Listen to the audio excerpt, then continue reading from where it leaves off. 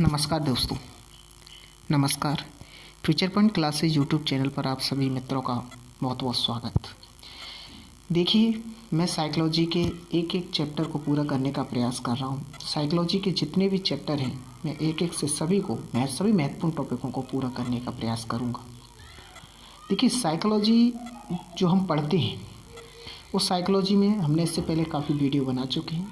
आज हमने विचार बनाया कि बाल विकास, चाइल्ड डेवलपमेंट की जितनी भी थ्योरी हैं, उन थ्योरियों को मैं आपके समक्ष रखूं कि चाइल्ड डेवलपमेंट की सब थ्योरियों के प्रति मेरा जो यहाँ पर पढ़ाने का उद्देश्य है बिना बोर्ड के, वो केवल इतना है कि मैं आपके समक्ष केवल जो सिद्धांत है उसकी समझ विकसित करने का कार्य कर सकूं। और यदि आपकी उन सिद्धांतों पर अपनी समझ बनती है तो आप प्रश्नों को करने में ज़रूर कामयाब होंगे और सफल होंगे। तो इस क्रम में मैं बाल विकास के सभी सिद्धांतों को पढ़ाऊंगा।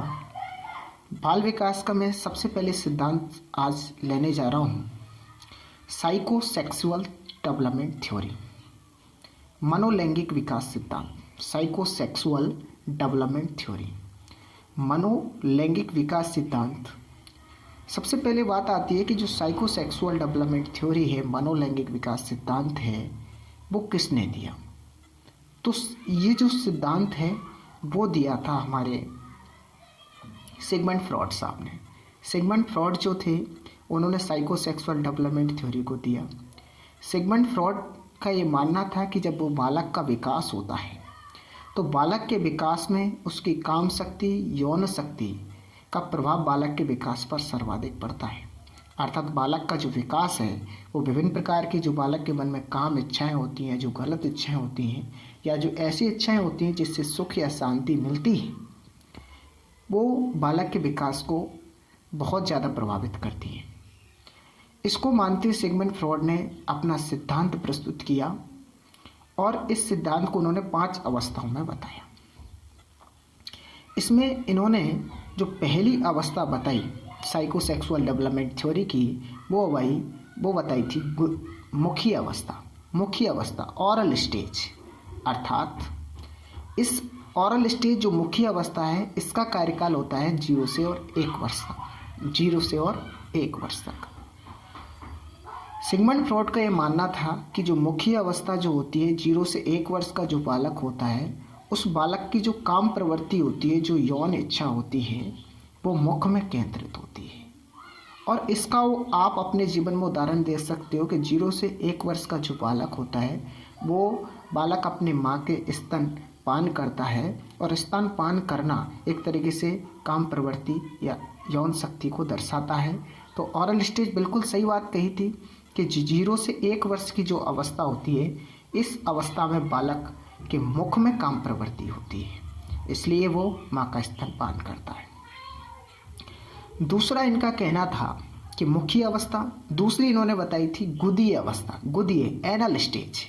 अर्थात इस अवस्था का जो कार्यकाल है वो कहाँ तक है? 2 से 3 वर्ष। तो एक तो इनके पीरियड को मैं जो बता रहा हूँ बिल्कुल करेक्ट बता रहा हूँ। तो इसमें सिगमंड फ्रॉड साहब का कहना था कि जब 2 से 3 वर्ष का बालक होता है तो उस बालक की जो काम प्रवृत्ति होती है, काम वासना होती है, वो गुदा में केंद्रित हो जाती है। और इसका आप प्रत्यक्ष उदाहरण देख सकती हो कि जब कोई बालक आपने देखा होगा अपने आस पड़ोस या वातावरण में, या आपने जो पहले प्रैक्टिकल किया होगा कि हम जो अपशिष्ट पदार्थ हैं, मूत्र, मलमूत्र जो भी है, जिसको अपन बाहर निकालते हैं तो एक तरीके से अपन को आनंद की प्राप्ति होती है।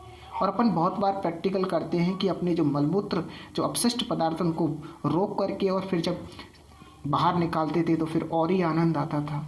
तो कौन सी अवस्था है? ये गुदीय अवस्था है, मनोलैंगिक विकास सिद्धांत। कौन सी अवस्था है? गुदीय अवस्था। इस अवस्था में गुदा में प्रवृत्ति होती है, उसकी काम प्रवृत्ति। अगली अवस्था आती है लिंगीय अवस्था। और इस अवस्था का कार्यकाल बताया था उन्होंने लगभग 5 से 6 वर्ष। अर्थात 5 से 6 वर्ष की अवस्था या इस अवस्था में, लिंगीय अवस्था में, जो बालक में जो काम प्रवृत्ति आ जाती है वो लैंगिक अंगों में आ जाती है। अर्थात बालिका के लैंगिक अंगों में और बालक के लैंगिक अंगों में। और इसी अवस्था में सिगमंड फ्रॉड का ये मानना था कि जो लिंगीय अवस्था होती है, इसी अवस्था में बालक में ऑडिपस ग्रंथि का विकास होता है और बालिका में इलेक्ट्रा ग्रंथि का विकास होता है। बालक में जो ऑडिपस ग्रंथि का विकास होता है, जिसके वशीभूत होकर वह माँ से प्रेम करता है, और बालिका में जो इलेक्ट्रा ग्रंथि का विकास होता है, जिसके वशीभूत होकर वो पिता से प्रेम करती है। वो कौन सी अवस्था में होता है? वो इसी अवस्था में होता है जो लिंगीय अवस्था होती है, इस अवस्था में। और अगली अवस्था जो आती है साइकोसेक्सुअल डेवलपमेंट थ्योरी की चौथी अवस्था, ये कौन सी अवस्था आती है? ये आती है प्रसुप्त अवस्था या सुसुप्ति अवस्था या अदृश्य अवस्था। अर्थात इसका कार्यकाल होता है 7 से 12 वर्ष तक। अर्थात इस अवस्था में बालक या बालिका में काम प्रवृत्ति का प्रभाव नहीं होता है।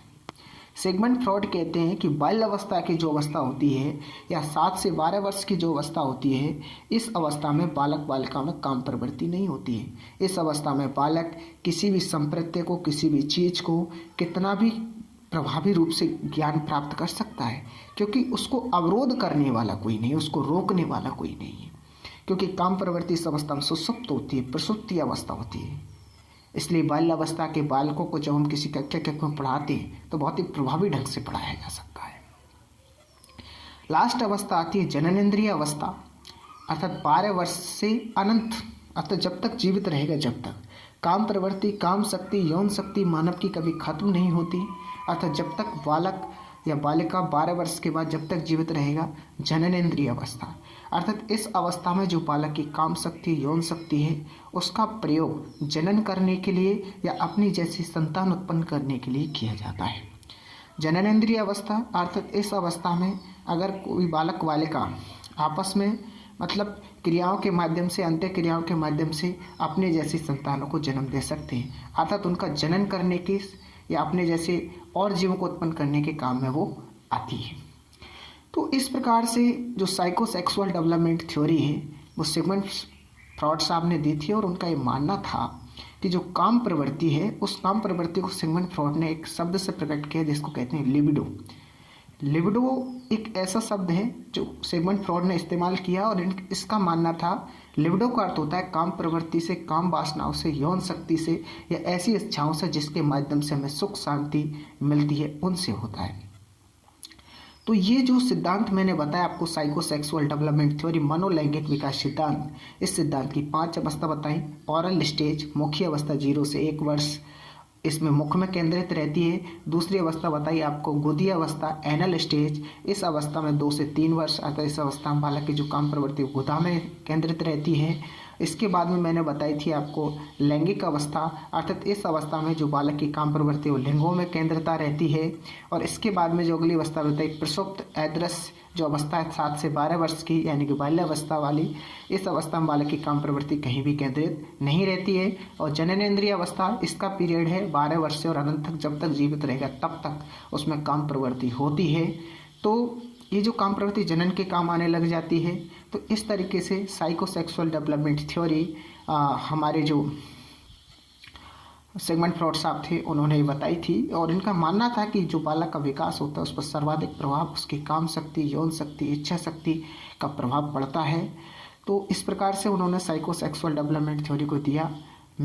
मुझे पूरा विश्वास है कि आप सभी को जो साइकोसेक्सुअल डेवलपमेंट थ्योरी है वो अच्छी प्रकार से समझ में आई होगी। और मेरा एक मानना होता है कि साइकोलॉजी को पढ़ते समय या साइकोलॉजी के किसी भी टॉपिक या किसी भी प्रिंसिपल को जब हम पढ़ते हैं तो उसको अपने जीवन में उतार के देखें, अपने जीवन में अनुभव करके देखें कि अपने साथ ऐसी ऐसी घटना घटित हुई कि नहीं हुई, और नहीं हुई है तो अपने चारों ओर जो आसपास का वातावरण, उस प्रकार के जो बालक बालिकाएं घूम रहे हैं उनमें इस प्रकार के लक्षण या गुण देखने को मिलते हैं कि नहीं देखने को मिलते हैं। आपको साइकोलॉजी में एक अलग ही इंटरेस्ट, एक अलग ही मजा आने लग जाएगा। अगला वीडियो अपन बनाएंगे नेक्स्ट सिद्धांत पर, मनोविश्लेषणवाद का सिद्धांत जो सिगमंड फ्रॉइड का ही है उसको बताएंगे। जब तक के लिए हम आपसे धन्यवाद।